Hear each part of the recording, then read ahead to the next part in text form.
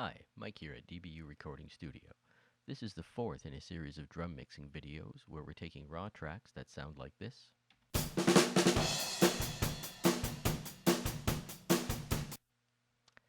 and we're working towards finished tracks that sound like this.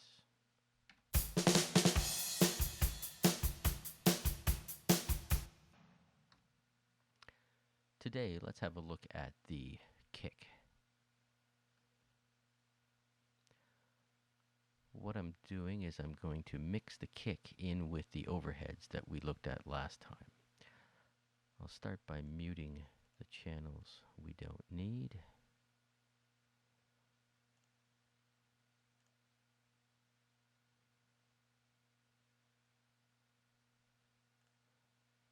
And I'll disable some of the plugins, bypass the kick plugins. So what we have to start with, this is the raw kick track and the processed overheads.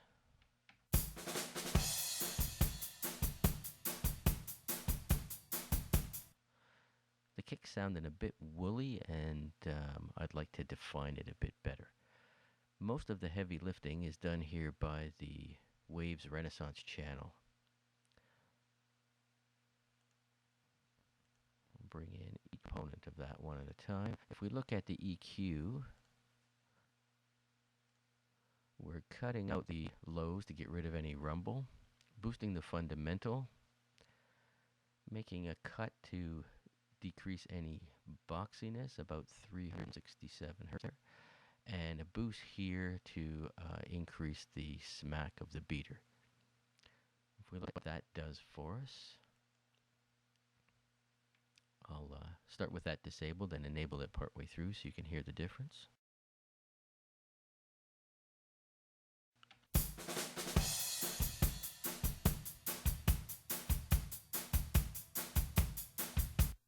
That's gone a long way to getting us towards the sound we're looking for. The expander is simply diminishing the spill between the kick hits.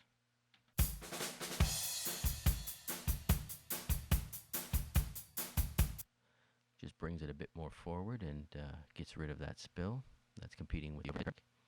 And the compressor is setting up the hits just to even everything out.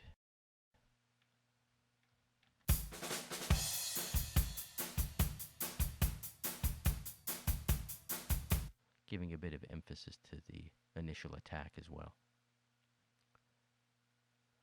Next in line is the Studio EQ. Some pretty severe EQ moves here.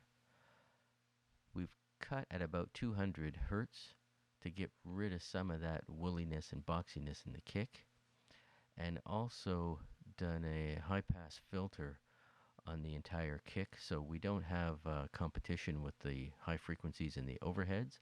It also serves to bring out the smack a bit more of the kick. Let's have a listen to that.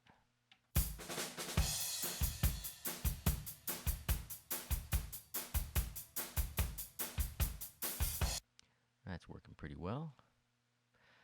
Next in line is the Waves one knob fader. This just brings in some low end and gives the kick a bit more beef.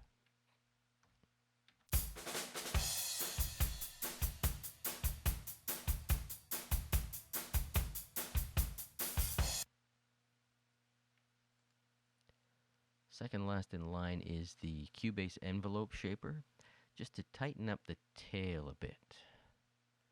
Gives the kick a bit more authority with a little less tail.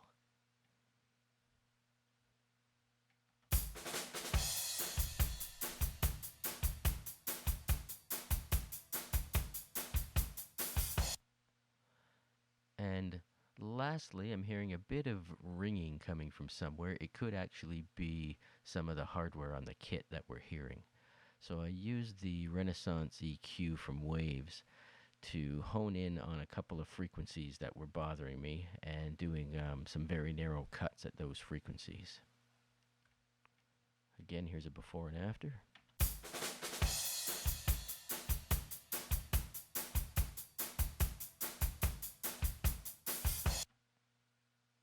So that's sounding pretty good.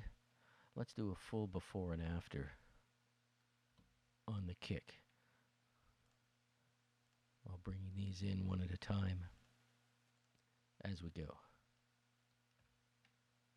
Here's where we started.